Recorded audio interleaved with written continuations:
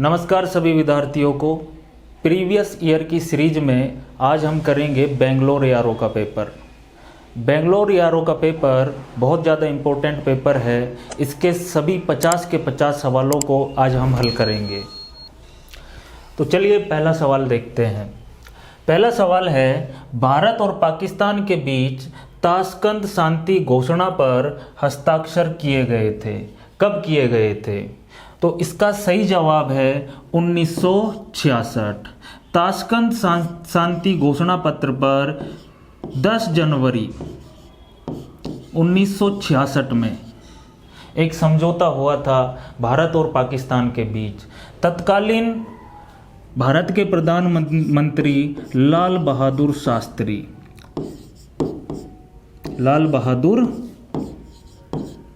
शास्त्री और पाकिस्तान के प्रधानमंत्री अयूब खान, दोनों के बीच इस शांति घोषणा पत्र पर हस्ताक्षर हुए थे। अगला सवाल देखते हैं।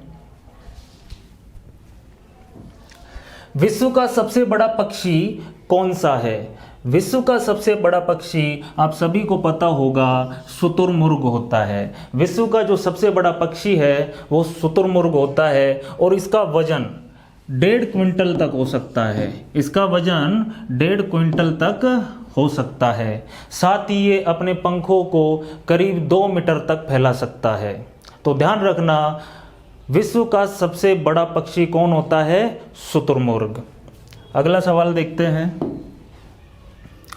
निम्नलिखित में से कौन भारतीय संविधान की मूल विशेषता नहीं है? तो भारतीय संविधान की मूल विशेषता चारों ऑप्शन में से कौन सा राइट हो जाएगा? चारों ऑप्शन में से राइट हो जाएगा ऑप्शन ए, राष्ट्रपति शासन प्रणाली भारतीय संविधान की मूल विशेषता नहीं है। अगला सवाल देखते हैं। किस देश ने गोबी रेगिस्तान में जिक्वान सैटेलाइट लॉन्च सेंटर से वेनेजुएला के रिमोट सेंसिंग VRSS-2 उपग्रह लॉन्च किया था? तो ये उपग्रह लॉन्च चाइना ने किया था। किसने किया था? चाइना ने। यह जो उपग्रह है वेनेजुएला के क्षेत्र में कृषि के लिए बहुत उपयोगी रहेगा। अगला सवाल देखते हैं। कांचीपुरम एक बार राजधानी थी। ये सभी 4 राजवंश है हमारे, चोल, पांड्या, पल्लव और चेरा। इन चारों राजवंशों में से कांचीपुरम किस वंश की राजधानी थी? तो आपको बता दो, कांचीपुरम पल्लव राजवंश की राजधानी थी। ये सभी राजवंश दक्षिण भारत के राजवंश है और कांचीपुरम को इसके साथ ही ये जो जगह है ये फिलहाल तमिलनाडु में है। कहाँ पर है? तमिलनाडु में। कांचीपुरम को सिटी ऑफ 1000 टेम्पल्स भी कहा जाता है। हजारों मंदिरों का शहर किसे कहा जाता है? कांचीपुरम को। अगला सवाल देखते हैं। अगला सवाल है हमारा, पेसमेकर किससे संबंधित है? तो पेसमेकर सबको पता होगा, पेसमेकर जो है हमारे हार्ट से संबंधित है। पेसमेकर हृदय की गति को नियंत्रित करता है और पेसमेकर का आविष्कार रूने एल्मक्विस्ट ने किया था। किसने किया था? पेसमेकर का आविष्कार किया था रूने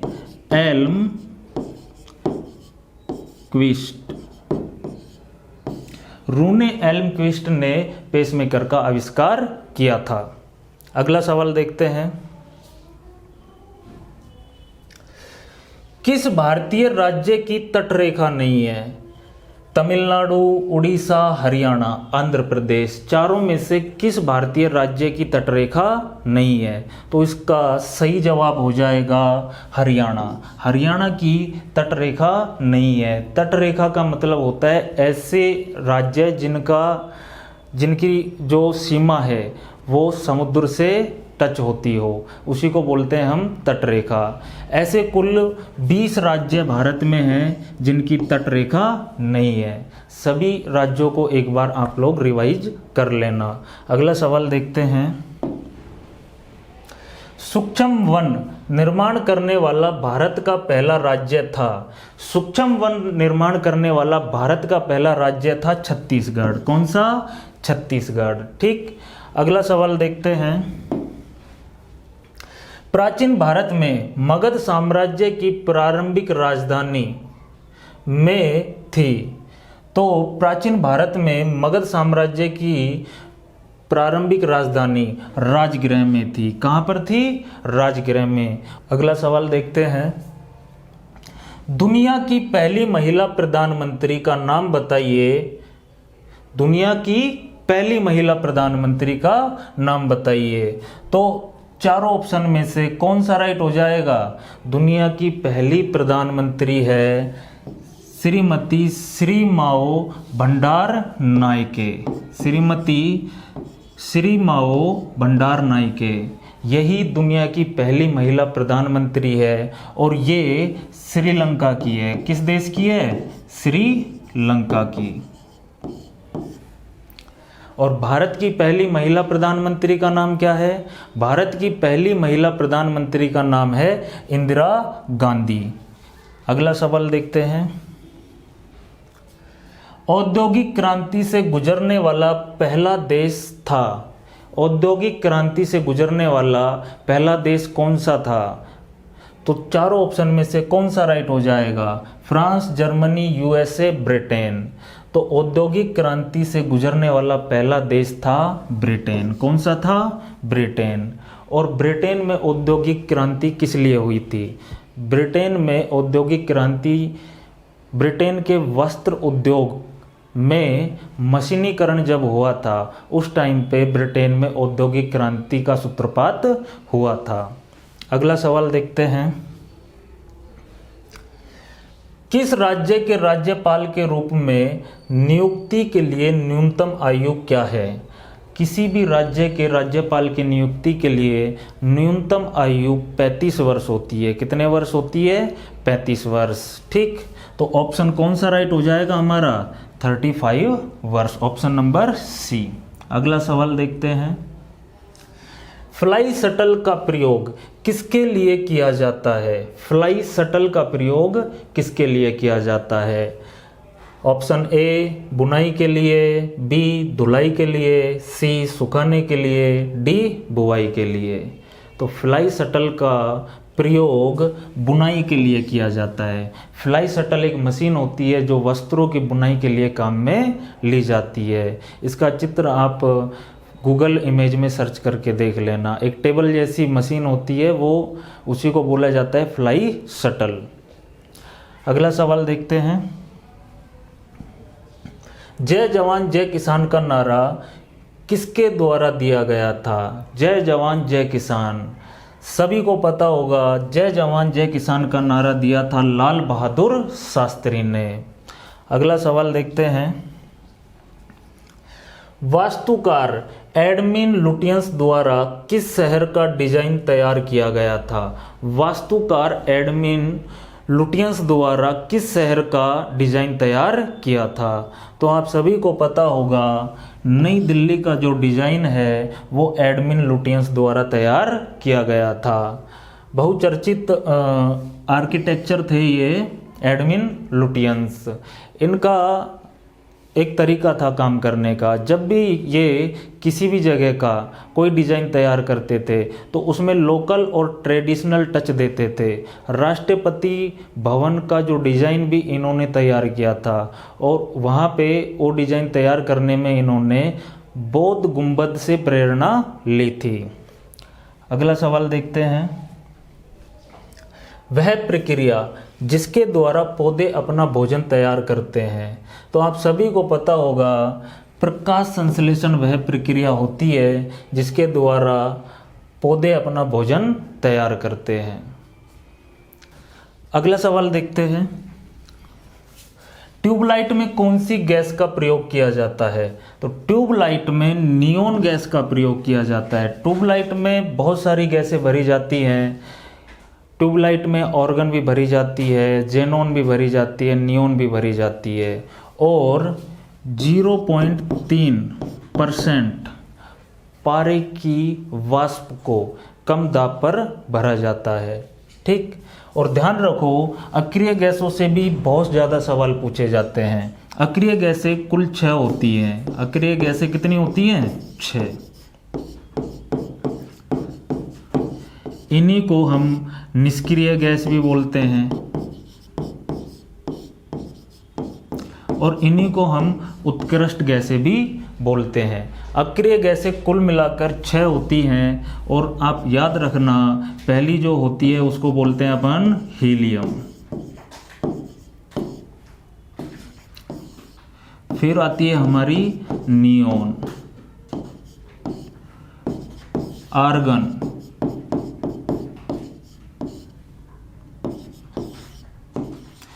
क्रिप्टॉन,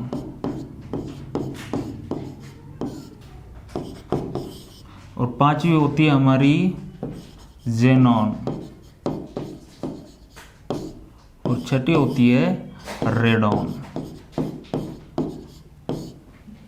अक्रिय गैसें कुल मिलाकर 6 होती हैं। इन्हीं को हम उत्कृष्ट गैस भी बोलते हैं, इन्हीं को हम निष्क्रिय गैस भी बोलते हैं। इन गैसों की ये खासियत होती है कि ये किसी भी अन्य तत्व के साथ कोई भी क्रिया नहीं करती है।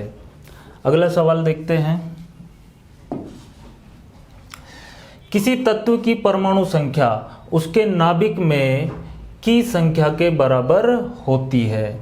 तो परमाणु संख्या, किसी भी तत्व की परमाणु संख्या जब हमको पता चले तो समझ जाना कि अगर परमाणु संख्या किसी की 10 है तो उसके अंदर प्रोटॉन कितने होंगे?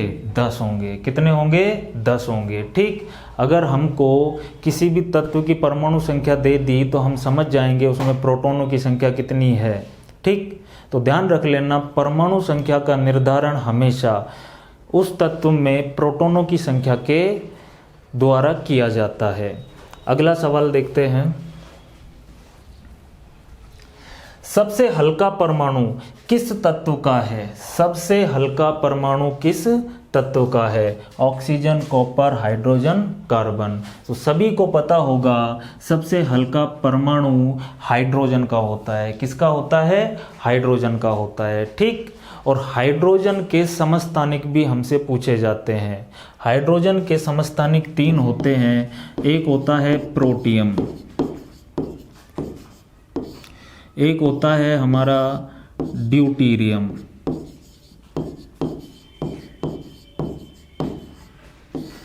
और तीसरा होता है हमारा ट्राइटीरियम।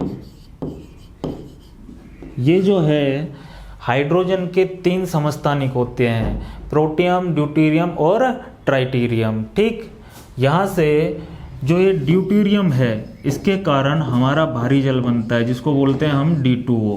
ठीक, नाभिकीय अभिक्रियाओं में शीतलक के रूप में जो अपना काम में आता है D2O जल, जिसको हम भारी जल भी बोलते हैं, वो हमारा ड्यूटीरियम के कारण बनता है। हाइड्रोजन के ड्यूटीरियम समस्थानिक के कारण ही कौन सा जल बनता है? भारी जल। अगला सवाल देखते हैं। निम्न में से लंबाई की SI यूनिट क्या है? तो लंबाई की SI यूनिट सबको पता होगा। SI पद्धति में लंबाई की जो यूनिट होती है वो होती है मीटर। अगला सवाल देखते हैं। किलोवाट घंटा किसकी इकाई है? ऊर्जा, विद्युत, शक्ति, इनमें से कोई नहीं। तो हमें पता है किलोवाट घंटा ऊर्जा की इकाई होती है। किसकी इकाई होती है? ऊर्जा की। ठीक, तो ऊर्जा की जो ये इकाई है किलोवाट घंटा, जिसको हम kWh भी बोलते हैं, ये जो इकाई है वो नॉन SI इकाई है। SI पद्धति में जो ऊर्जा की इकाई है वो होती है जूल। क्या होती है? जूल। ठीक, अगला सवाल देखते हैं। एक हवाई जहाज के उड़ान भरने के पीछे का सिद्धांत है। हवाई जहाज के उड़ान भरने के पीछे किसका सिद्धांत होता है? तो आप सभी को पता होगा हवाई जहाज के उड़ान भरने के पीछे बर्नौली का सिद्धांत काम करता है। कौन सा सिद्धांत काम करता है? बर्नौली का सिद्धांत। ठीक, अगला सवाल देखते हैं। एक कंप्यूटर बूट नहीं कर सकता यदि उसके पास, खाली स्थान नहीं है। Computer, loader, operating system, assembler. Computer को अगर बूट करना हो तो उसके लिए OS यानी कि ऑपरेटिंग सिस्टम होना ज़रूरी है। ऑपरेटिंग सिस्टम होगा तभी हमारा कंप्यूटर बूट करेगा। और कुछ ऑपरेटिंग सिस्टम होते हैं जैसे कि हमारा विंडोज़, एक होता है हमारा लिनक्स, ये भी पूछे जा सकते हैं। एक होता है हमारा iOS जो कि एप्पल का है। ठीक, ये कई ऑपरेटिंग सिस्टम है, इनके कारण ही हमारा कंप्यूटर बूट कर पाता है। अगला सवाल देखते हैं, निम्न में से कौन सा सबसे अधिक कठोरतम पदार्थ है? तो सबसे अधिक कठोरतम पदार्थ, आर्मी में बहुत बार ये सवाल पूछा जा चुका है। सबसे अधिक कठोरतम पदार्थ जो होता है वो होता है हीरा। कौन सा? हीरा। हीरा ही वो पदार्थ है जो सबसे अधिक कठोर होता है। ठीक, अगला सवाल देखते हैं, कोका कोला का खट्टा स्वाद किसकी उपस्थिति के कारण होता है? कोका कोला का खट्टा स्वाद किसकी उपस्थिति के कारण होता है? तो कोका कोला का खट्टा स्वाद फास्फोरिक अम्ल की उपस्थिति के कारण होता है। अगला सवाल देखते हैं, कंगारू निम्न में से कहाँ पर पाए जाते हैं? कंगारू निम्न में से कहाँ पर पाए जाते हैं? तो आप सभी को पता होगा कंगारू ऑस्ट्रेलिया में पाए जाते हैं। कहाँ पर पाए जाते हैं? ऑस्ट्रेलिया में। और ऑस्ट्रेलिया की राजधानी भी पूछी जा सकती है। ऑस्ट्रेलिया की राजधानी होती है कैनबेरा। क्या होती है? कैनबेरा। और ऑस्ट्रेलिया ही वो महाद्वीप है जो सबसे छोटा महाद्वीप है। सबसे छोटा महाद्वीप कौन सा है? ऑस्ट्रेलिया। अगला सवाल देखते हैं, संगमरमर किसका कायांतरित रूप है? संगमरमर किसका कायांतरित रूप है? संगमरमर जो है हमारा चूने पत्थर का कायांतरित रूप है। कायांतरित रूप ध्यान रख लेना, कायांतरित रूप। जब किसी वस्तु पर ताप और दाब लगाते हैं तो उसकी काया मतलब उसका जो रूप है वो बदल जाता है। इसी को हम बोलते हैं कायांतरित रूप। चूने पत्थर पर जब दाब और ताप का प्रभाव होता है तो चूना पत्थर किस में बदल जाता है? संगमरमर में। ठीक, अगला सवाल देखते हैं, निम्न में से किस रक्त समूह को सर्वग्राही कहा जाता है? तो निम्न में से किस रक्त समूह को सर्वग्राही कहा जाता है? ऑप्शन सी हमारा राइट हो जाएगा, AB पॉजिटिव। AB पॉजिटिव जो ग्रुप है वो सिर्फ लेना जानता है, देना नहीं जानता। और दूसरा ब्लड ग्रुप जो कि O जो ब्लड ग्रुप है वो हमारा सर्वदाता है, वो देना जानता है। ठीक, लेना नहीं जानता। ध्यान रख लेना, जो सर्वदाता है वो है O पॉजिटिव और जो हमारा सर्वग्राही है वो है AB पॉजिटिव। अगला सवाल देखते हैं, वायु में नाइट्रोजन कितने प्रतिशत होती है? तो वायु में नाइट्रोजन 78% होती है। सभी को पता होगा वायु में नाइट्रोजन कितने प्रतिशत होती है? 78%। और वायु में ऑक्सीजन कितने प्रतिशत होती है? 21%। अगला सवाल देखते हैं, दूध से क्रीम को किस प्रक्रिया द्वारा अलग किया जाता है? दूध से जो क्रीम है उसको अपकेंद्रीकरण के द्वारा अलग किया जाता है। दूध से क्रीम को किस प्रक्रिया के द्वारा अलग किया जाता है? अपकेंद्रीकरण। ठीक, और एक सवाल और बन सकता है यहाँ पर, दूध से दही बनने की प्रक्रिया क्या दूध से दही बनने की प्रक्रिया में कौन सा परिवर्तन होता है? तो दूध से दही बनने की प्रक्रिया में रासायनिक परिवर्तन होता है। कौन सा परिवर्तन होता है? रासायनिक परिवर्तन। और किस बैक्टीरिया के कारण दूध से दही बनता है? लैक्टोबैसिलस। ठीक, अगला सवाल देखते हैं, 15 का स्क्वायर ज्ञात करें। स्क्वायर है यहाँ पे। ठीक, तो सबको पता होगा कि 15 का स्क्वायर 225 होता है। क्या होता है? 225। अगला सवाल, 400 का 25% है, तो 400 का मतलब कितना होता है, क्या होता है, गुणा 25%, हटाएंगे तो कितना आ जाएगा 100। 400 का 25%, यहाँ 0 से 0 काटा और 25 को 4 से गुणा करेंगे तो कितना आएगा हमारा 100। कितना आएगा 100। तो 400 का 25% कितना हो जाता है, ऑप्शन बी राइट होगा 100। अगला सवाल देखते हैं, किसी आयत की लंबाई 50 सेंटीमीटर तथा चौड़ाई 40 सेंटीमीटर है तो उसका क्षेत्रफल क्या होगा। तो आयत का क्षेत्रफल जो होता है वो होता है लंबाई गुणा चौड़ाई, ठीक।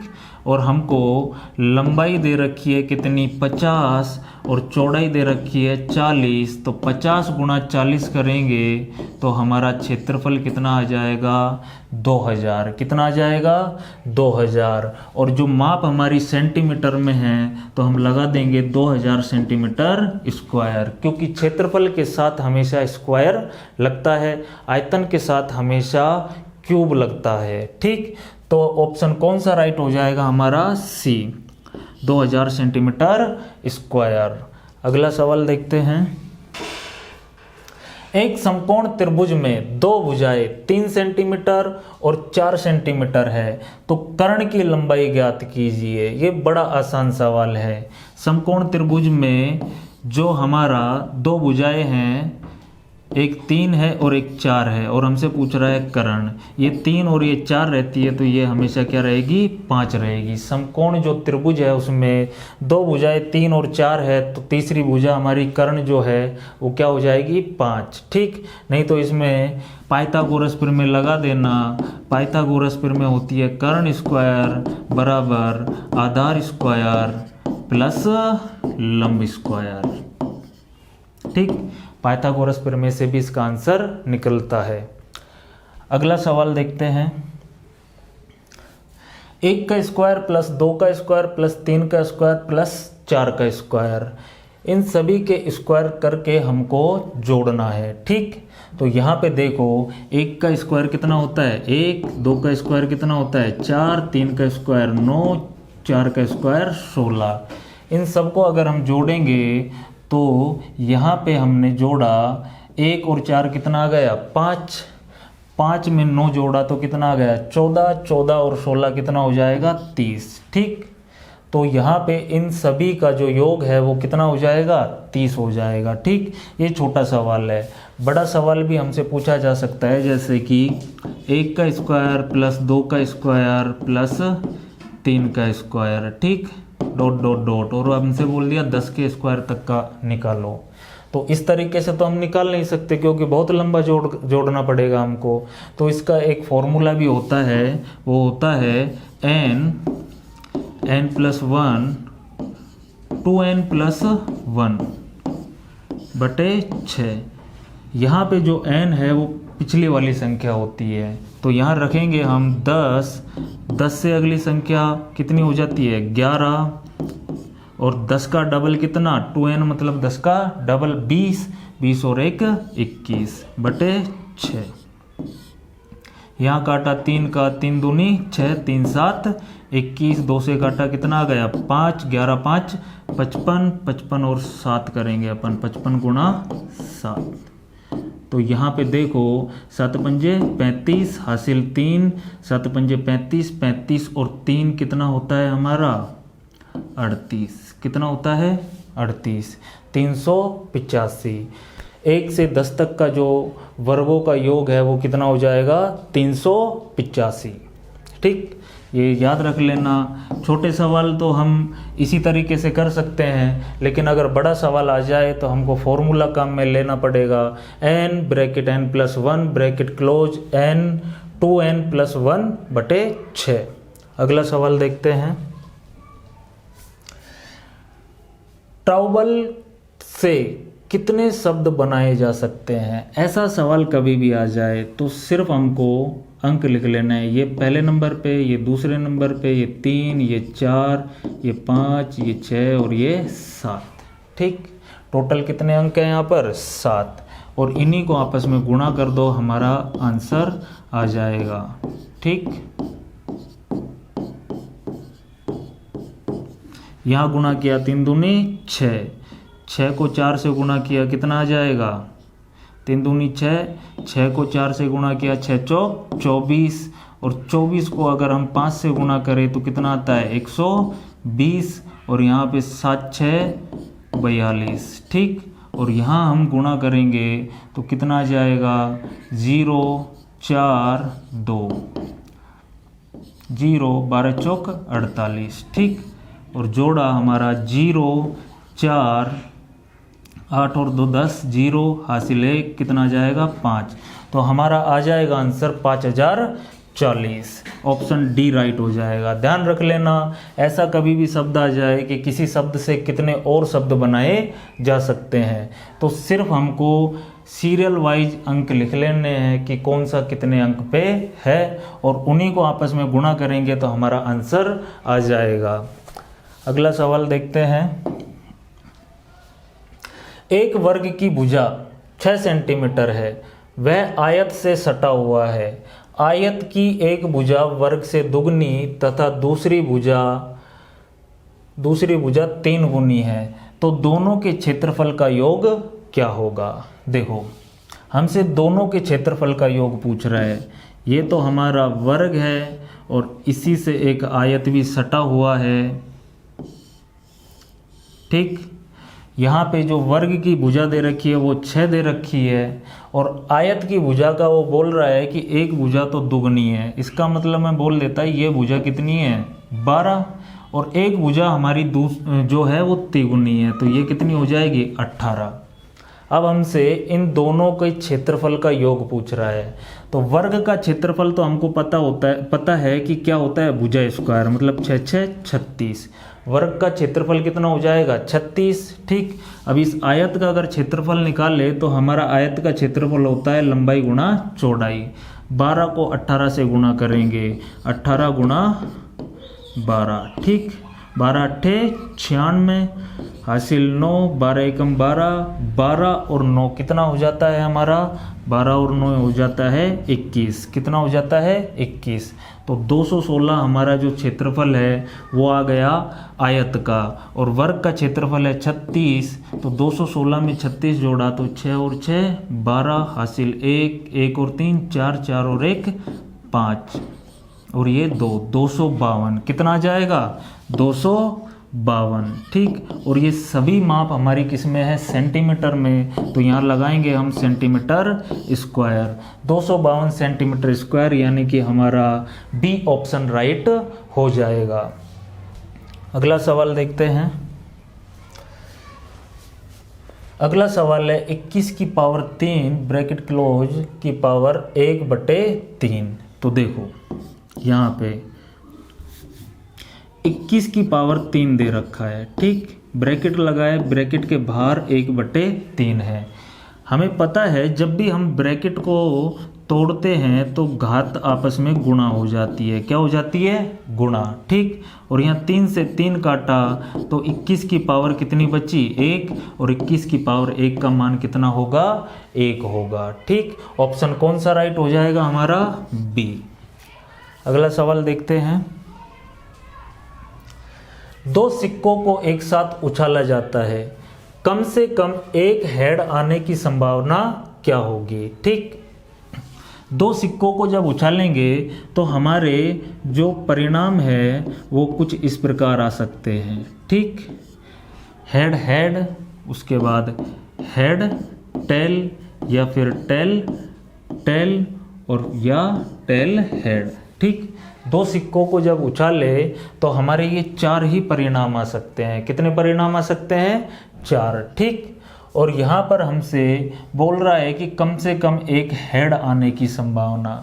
तो यहाँ देखो हेड कितनी जगह पे आ रहा है 1 2 3। ठीक, कितनी जगह पे आ रहा है 3, कितने में से 4 में से, तो यही इसकी संभावना हो जाएगी 3/4। ऑप्शन कौन सा राइट हो जाएगा हमारा बी। ठीक, अगला सवाल देखते हैं।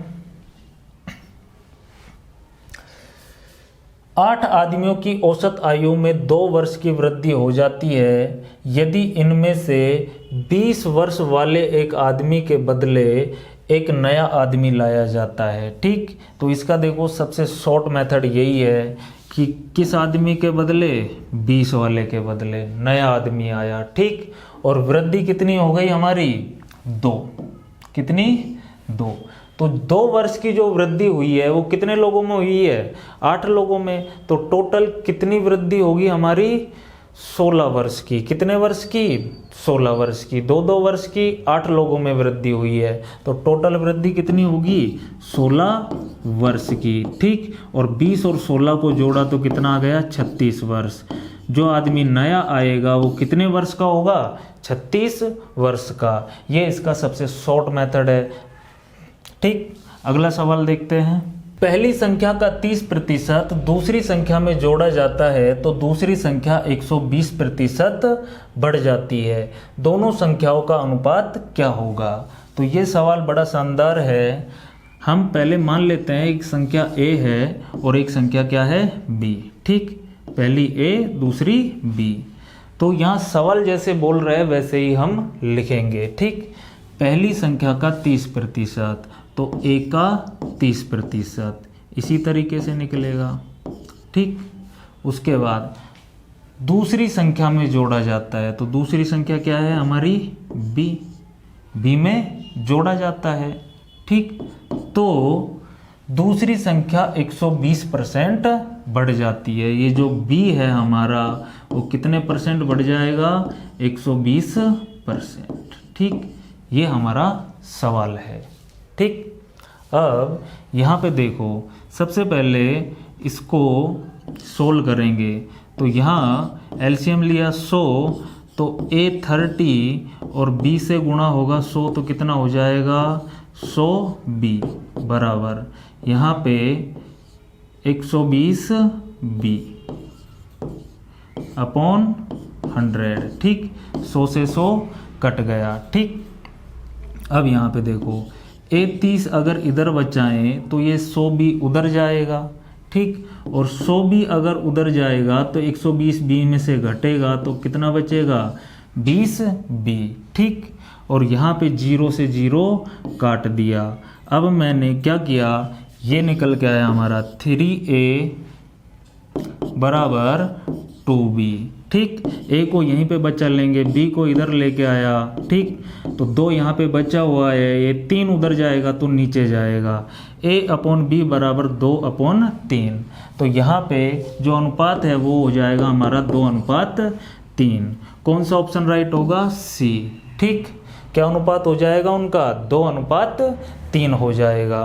अगला सवाल देखते हैं। एक कक्षा में 1320 विद्यार्थी हैं, लड़कों की संख्या 45% है तो लड़कियों की संख्या क्या होगी। ठीक, कक्षा में कुल जो विद्यार्थी हैं वो 1320 है, जो लड़कों की संख्या वो 45% है तो लड़कियों की संख्या कितनी हो जाएगी, 55%। क्यों, क्योंकि कक्षा में 100% विद्यार्थी होते हैं, 100 में से 45 अगर लड़के हैं तो 55% क्या हो जाएंगी, लड़कियां। ठीक, और लड़कियों की ही हमको संख्या निकालनी है तो 1320 का हम 55% निकाल लेंगे। ठीक, यहाँ देखो 0 से 0 काटा, यहाँ 5 से काटा तो 5 दूने 10 और यहाँ 5 से काटा तो कितना आ गया, 11।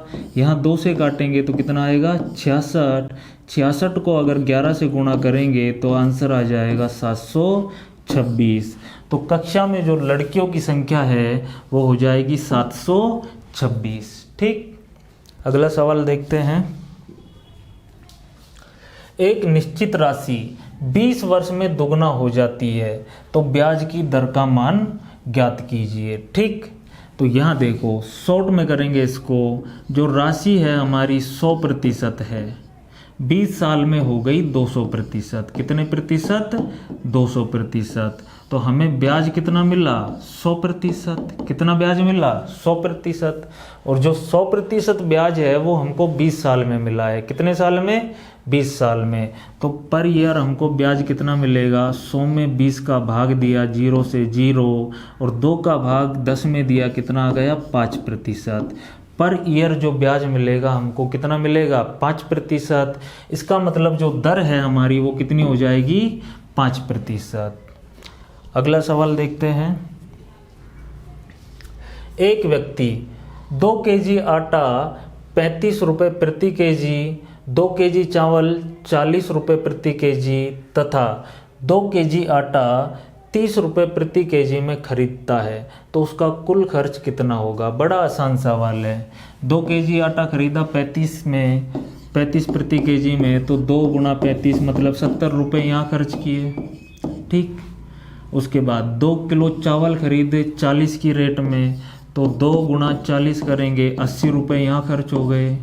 ठीक, और बाद में 2 केजी और आटा खरीदा 30 के भाव से, तो 2 गुणा 30 तो 60 रुपये यहाँ खर्च हो गए। तो टोटल कितने रुपए खर्च हुए 0, यहाँ 8 और 6 14, 14 और 7 कितना होता है 21। ठीक, तो टोटल कितने रुपए खर्च हो गए हमारे 210। ऑप्शन राइट हो जाएगा बी। ठीक, अगला सवाल देखते हैं। 13 को कितनी बार जोड़ा जाए कि वह पूर्ण रूप से 91 बन जाए। ठीक, तो इसमें तो सिंपल बात है, 91 में 13 का भाग दिया, 13 7 91, कितनी बार जोड़ा जाएगा 7 बार। ऑप्शन डी हमारा राइट हो जाएगा। अगला सवाल देखते हैं। यदि ए का मतलब प्लस, बी का मतलब माइनस, सी का मतलब गुणा और डी का मतलब भाग है, तो इसका मान पूछ रहा है। ठीक, तो यहाँ देखो इसको लिखेंगे 16। ए का मतलब कितना है प्लस, ठीक 14। सी का मतलब क्या है यहाँ पर, सी का मतलब है गुणा। ठीक, और उसके बाद 6 आ रहा है हमारा। डी का मतलब कितना दे रखा है हमको, डी का मतलब दे रखा है भाग, फिर 3। उसके बाद क्या आ रहा है हमारा बी, बी का मतलब क्या दे रखा है माइनस और 6। ये सवाल को हमने मैथ में लिख लिया। अब यहाँ पर सिंपली हम बोर्ड मास लगा देंगे। बोर्ड मास के अनुसार सबसे पहले हम भाग देते हैं। यहाँ 6 में 3 का भाग दिया, कितना आएगा 2। ठीक, उसके बाद बोर्ड मास के द्वारा हम उसके बाद भाग के बाद क्या करते हैं गुणा। तो यहाँ पे देखो गुणा का चिन्ह है, 14 गुणा 2 कितना हो जाएगा 28। ठीक, यहाँ कितना 16, यहाँ माइनस 6। ठीक, और गुणा होने के बाद हम जोड़ते हैं, क्या करते हैं जोड़ते हैं। 16 और 28 को जोड़ा तो 8 और 6 14 हासिल 1, 3 और 1 2 और 1 3, 3 और 1 हासिल का कितना आ गया 4। और 44 में से अगर हम 6 घटाएंगे तो हमारा आंसर आ जाएगा 38। ठीक, कौन सा ऑप्शन राइट होगा सी। ठीक, अगला सवाल देखते हैं। त्रिकोणमिति का संबंध त्रिकोण से है, तो क्षेत्रमिति का संबंध किससे होगा। तो बड़ा आसान सवाल है। त्रिकोणमिति का संबंध त्रिकोण से है, तो क्षेत्रमिति का संबंध किससे होगा क्षेत्रफल से होगा। किससे होगा क्षेत्रफल से। ठीक, अगला सवाल देखते हैं। सवाल हमारा कोडिंग से है। ठीक, यहाँ पे देखो